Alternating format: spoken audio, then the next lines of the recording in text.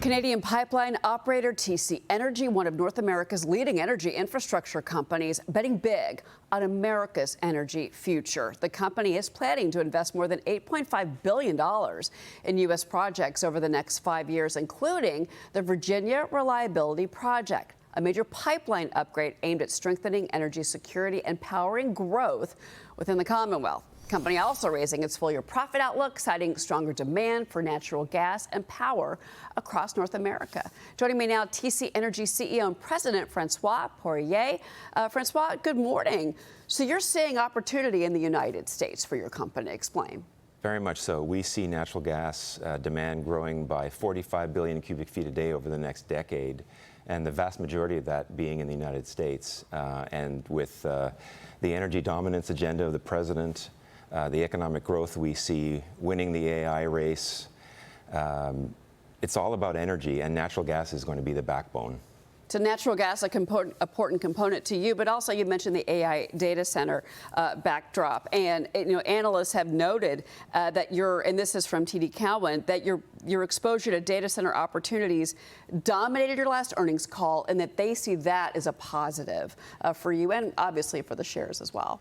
Very much so. Natural gas fired generation is going to provide the power that data centers need for the AI race, and we're really well positioned. We serve 8 of the 10 largest electric utilities in the United States, and as they grow, we are going to grow with them. Well, certainly with the AI data centers and national security being first and foremost on the agenda for the White House, certainly those conversations for you and these build-outs is important. But what about a time frame for these build-outs? Because that's the big question. We know that we need the energy to power the data centers. We know that we need manufacturing. We need build-outs. But the time frame is always the big question. That is the question. And this is the most sophisticated administration in decades from an energy literacy perspective, and they understand the linkage between energy might, economic might, and national security.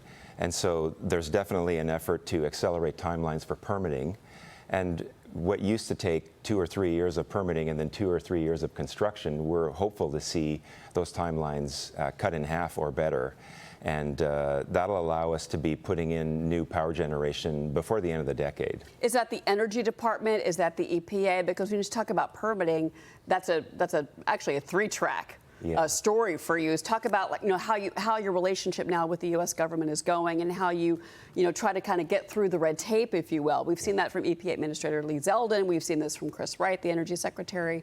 But what are those conversations like for you? I think the important part is there's a much more concerted effort around coordinating those efforts. Secretary Burgum, who chairs the National Energy Dominance Council, is really focused on making sure that there's one application, one process, and there's coordination among the various agencies to deliver the outcomes in a timely manner. And I would say we've had more access to this administration around what needs to be done to improve than in recent memory. Yeah, certainly, and that's why you've got a pro-business administration in place. You've got a president that's pro-business, a former businessman himself. Let's talk about where, though. So it's Midwest, Mid-Atlantic, and the Gulf Coast. So where do you start? Where's the priority right now to begin? Well, all of the above, actually. When you think about the fact that China in 2024 put 9 times the amount of power generation into service than the United States did. Now, part of that is catch-up because they're growing their own economy. But if we want to win the AI race, we have to get going and start deploying capital for electricity growth, and that is coming in all of those jurisdictions. What about the LNG export side of this? We know that there's a need in Western Europe for LNG, certainly with regards to the Russia-Ukraine situation and the war there. Is that a component of what you're looking at, or is it more focused on the supply for the U.S. side?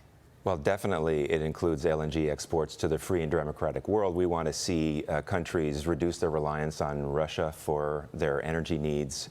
United States is the largest exporter of LNG in the world now, with about 12 BCF a day, and we see that doubling over the next decade. What about jobs? What kind of job growth do you foresee? American jobs. Definitely. Well, we're investing $8.5 billion over the next 5 years in the United States, and we see tremendous growth in building trades, construction jobs, steel manufacturing. This will be a great stimulus to the American economy. And you're not worried about the tariffs, the steel tariffs, with regards to building your facilities? No, there's plenty of steel production capacity to meet our needs. Okay. As far as, we were talking about the AI data centers in particular, do you think that there is enough energy on hand now or even projected energy on hand? Because we're talking about these massive data centers, even Meta, which I know is something that's on your radar right now, Meta's build out of AI infrastructure. I think energy is going to be the constraint, if I'm honest. If we don't grow energy production capacity faster, it will constrain data center capacity growth in the long term. Yeah, and you also boosted your full-year profit outlook is this just because of this build-out, or are there other things that you see on the horizon? And what about Canada's energy needs? Is that still a concern for you? Those are all a concern. The update of our forecast is simply because all of our pipeline capacity is being utilized to the maximum extent possible, just because of general economic growth.